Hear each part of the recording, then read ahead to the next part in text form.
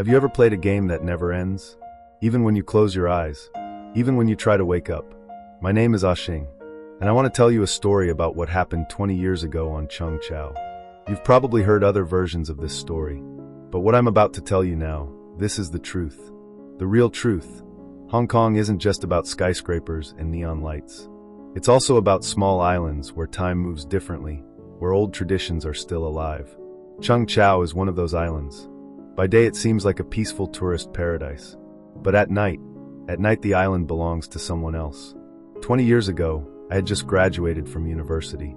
I had 3 best friends, Along, Ming, and Kwang. We decided to celebrate graduation with a trip to Cheung Chau for 2 days and 1 night. Back then, there were no booking websites.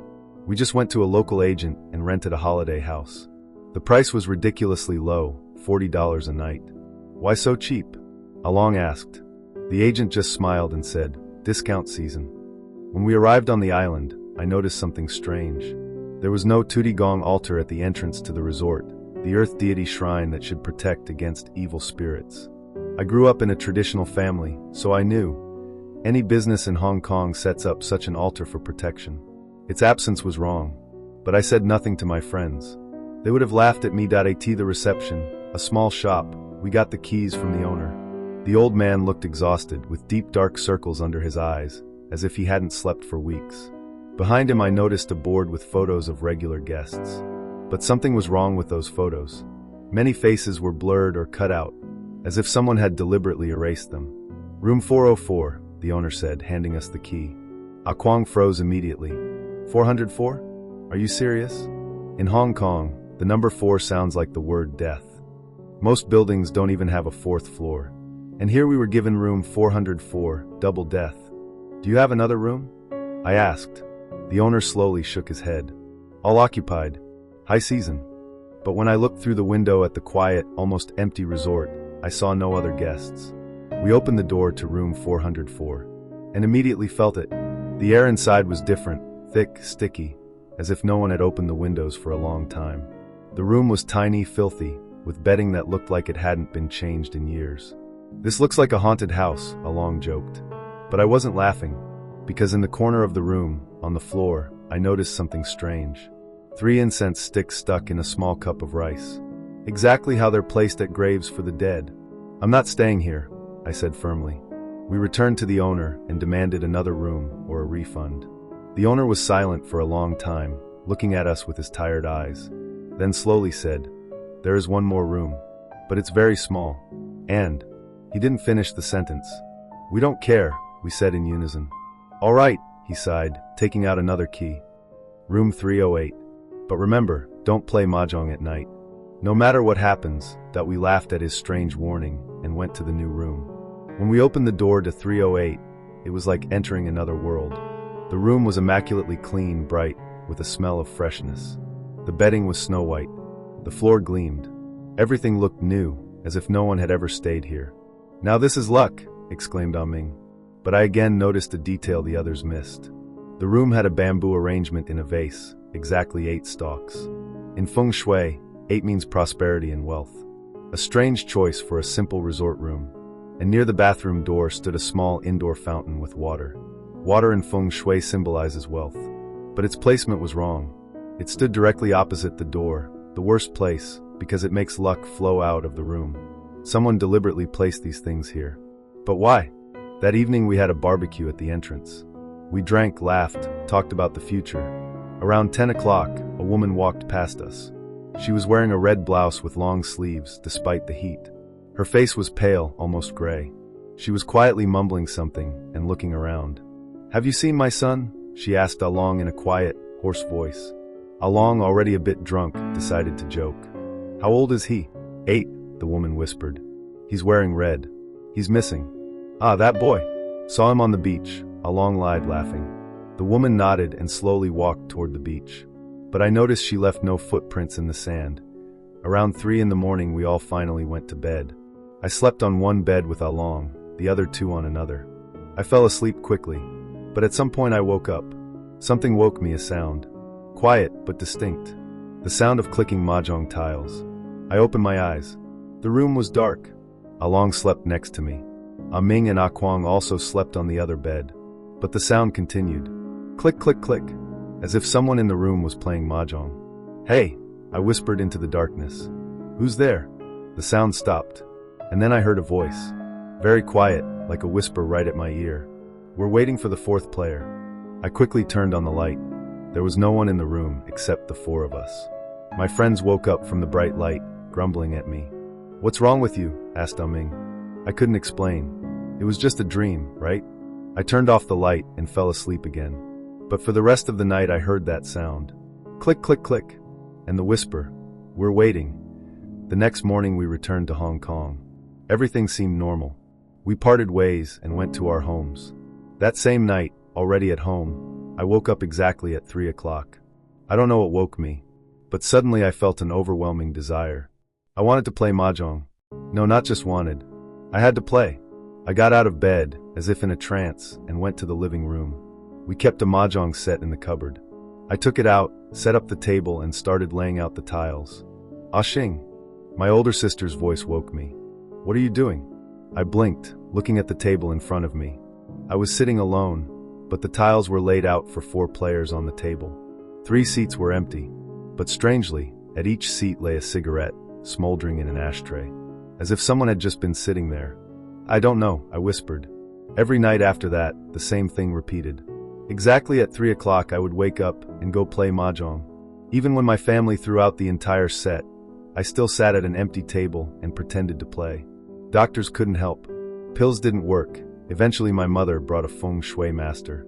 The old man looked at me for a long time and said, 3 spirits follow him. They're waiting for him to become the 4th.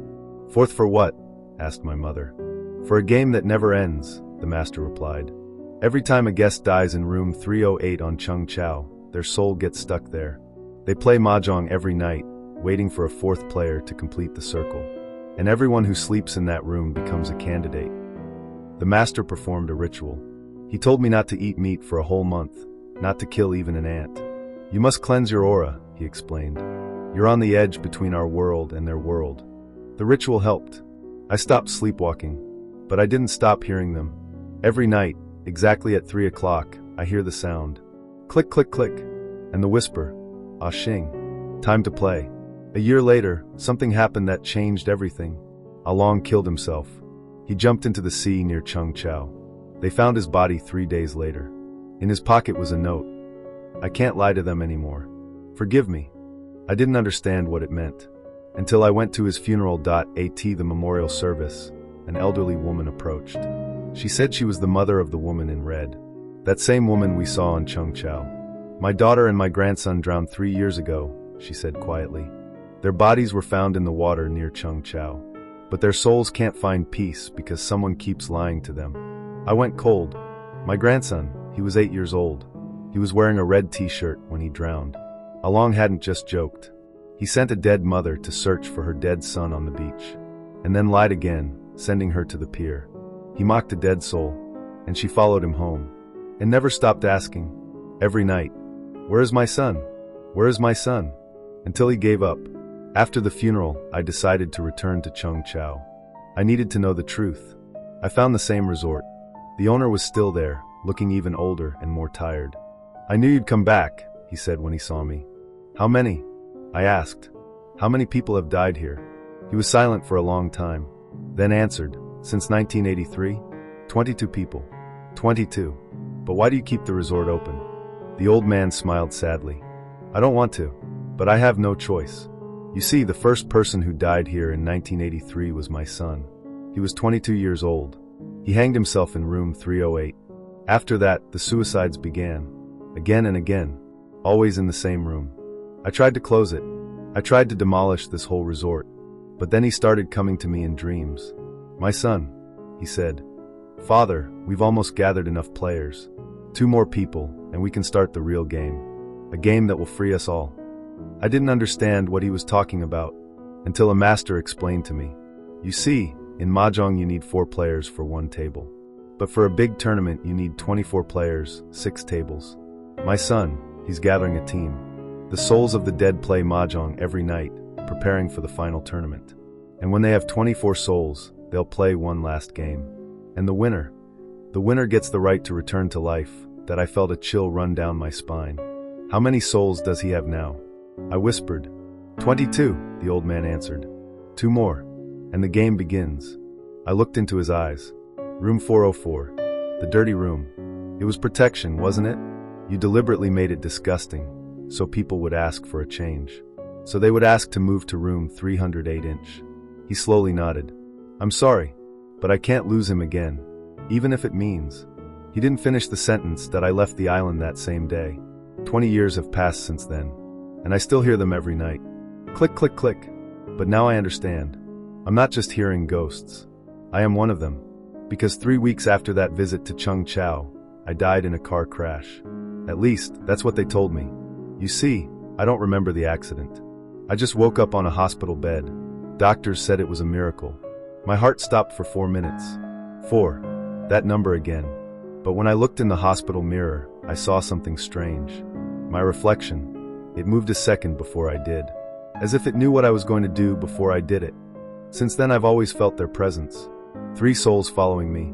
Waiting. Sometimes when I walk down the street, I hear their whisper. Soon. Very soon. I know what they're talking about. They have 23 souls now.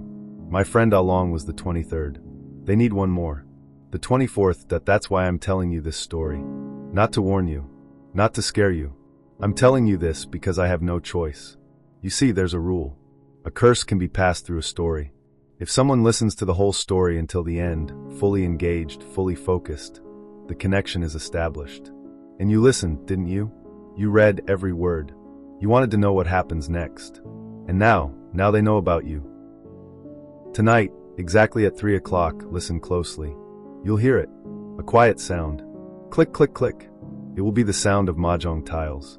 And if you listen very carefully, you'll hear a voice. A very quiet whisper, right at your ear. We found the 4th player. Welcome to the game. And if you think you can escape this by passing the story to someone else, well, it works. But only if they listen until the end. So keep telling it. Tell your friends, your family, strangers on the internet. The more people who hear the story completely, the safer you'll be. Because they won't choose just from us. They'll choose from everyone who knows. And maybe if you're lucky, they'll choose someone else. But remember, don't go to Cheung Chau. Never. Especially if they start calling you in your dreams.